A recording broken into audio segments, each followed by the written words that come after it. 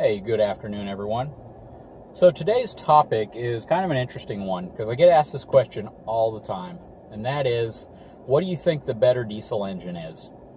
Well, that's an interesting question because it's such a random question in the sense that there are a ton of different generations of diesel engines from Cummins, Duramax, as well as Power Stroke. There's all sorts of different configurations of those engines, as well as different types of vehicles that they're put in.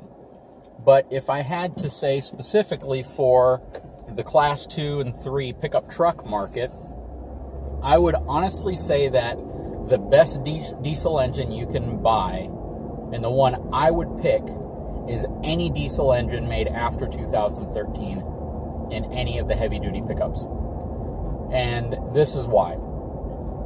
If you had maybe an old 12-valve Cummins and that engine was rock solid 10 years ago and is still rock solid today, your impression of diesel engines is going to be that Cummins is the most reliable engine on the market, that this engine's bulletproof.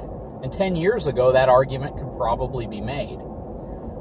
Even 15 years ago, 20 years ago. If you had a Duramax, that wasn't one of the few years that they had problems with, but if you have pretty much any Duramax, you could make the same argument that that particular engine was a rock-solid engine.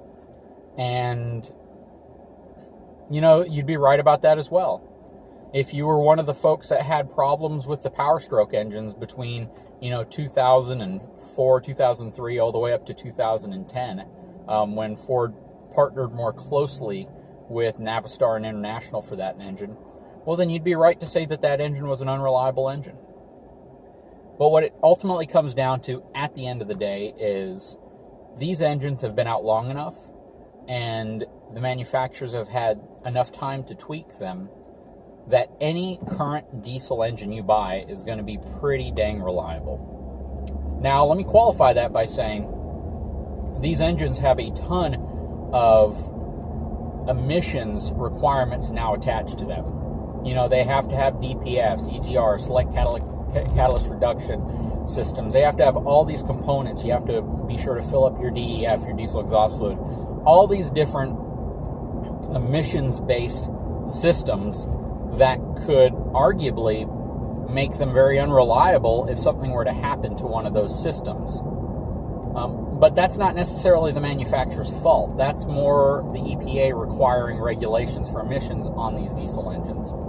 Also, they all now suffer from potentially the same failure points, and that's the fact that they're common rail diesels running Bosch high-pressure fuel pumps, and the intrusion of water into any of these systems can destroy the fuel system and even potentially destroy the engine if it damages one of the piezo fuel injectors.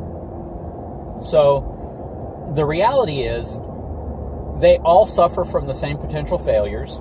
They all have all the same emissions junk attached to them. Of course, you can delete those systems, but your local states, your local counties, and local laws could affect whether you can do that or not, and what the penalty for doing that is, if there is a penalty. But from an engine mechanics perspective, they're all rock-solid platforms now. And the failure rate on these engines is about equal across the board. It's usually less than 1%. And beyond that, they are all backed by pretty good warranties, and they're just good engines in general. Now, the difference can oftentimes come down to out-of-warranty repairs.